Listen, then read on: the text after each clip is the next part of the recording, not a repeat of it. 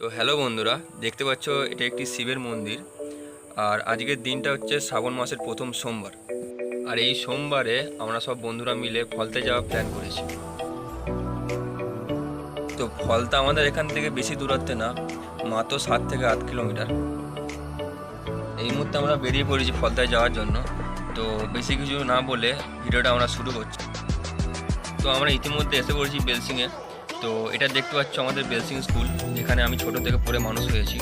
যখন স্কুলের সামনে দিয়ে যাচ্ছি তখন স্কুলটাকে দেখে খুবই মায়া লাগছে, কারণ জীবনে সব কিছু ভুলতে পারবো কিন্তু এই স্কুলের কাটানো দিনগুলো কোনোদিন ভুলতে পারবো না।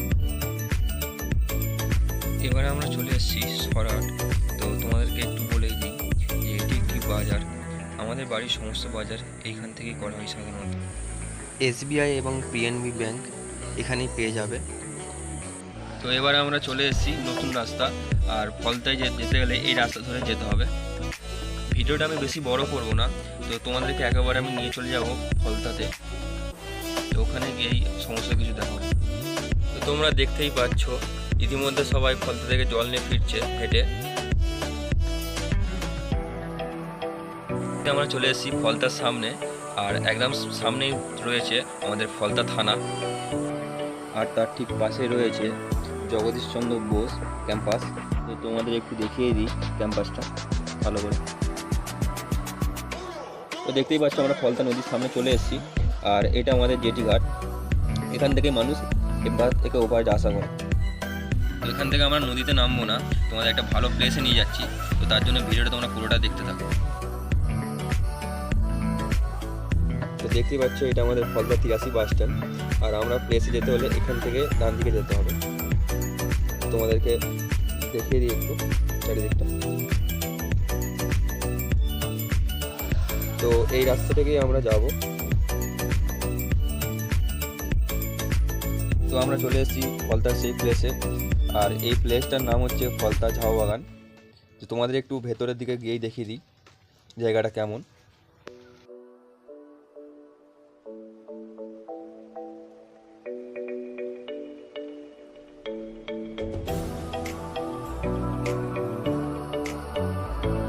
তোমাদেরকে একটু চারিদিকটা ঘুরিয়ে দেখিয়ে দিচ্ছি। তো জায়গাটা কেমন তোমরা একটু কমেন্ট করে জানাবে।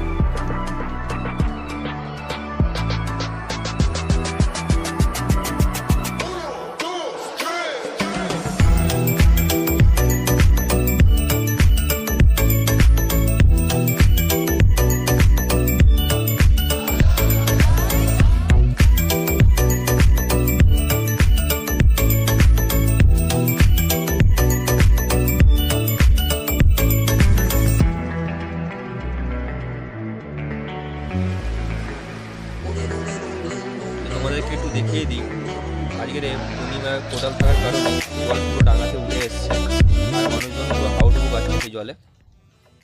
তো তোমরা অবস্থাটা দেখতেই পাচ্ছ অবস্থা নদীর। অনেকটা ডাঙা থাকে এই নদীতে, কিন্তু এত জোয়ারের কারণে ডাঙা পুরো ডুবে গিয়েছে।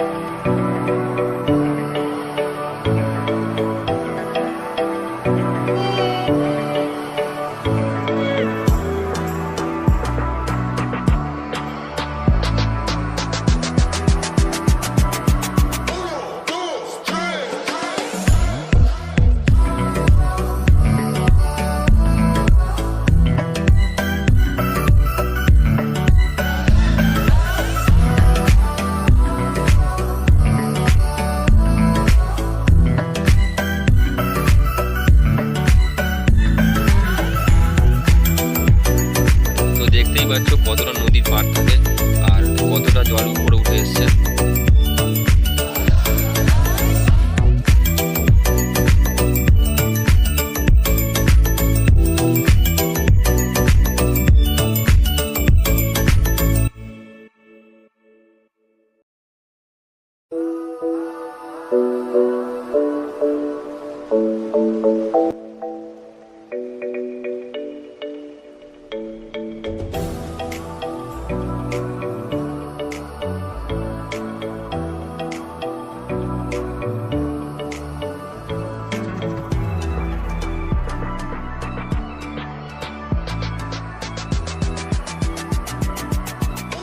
ভিডিওটি তোমাদের ভালো লেগে থাকে তাহলে একটি লাইক এবং সাবস্ক্রাইব করে অল নোটিফিকেশনটা অন করতে ভুলবেন না, যাতে পরবর্তী ভিডিও আপনাদের কাছে সবার আগে পৌঁছায়।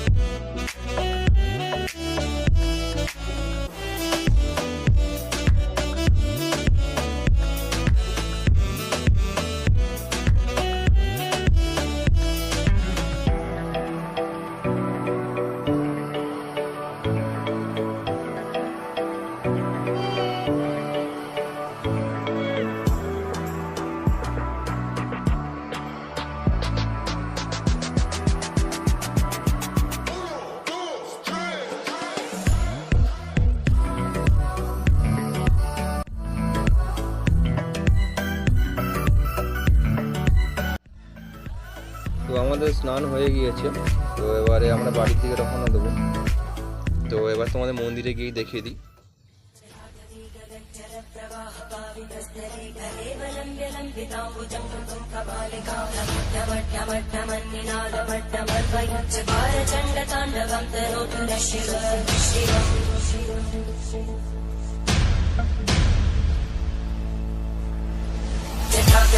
संभ्रमभ्रमन्मलिन्दगज्ज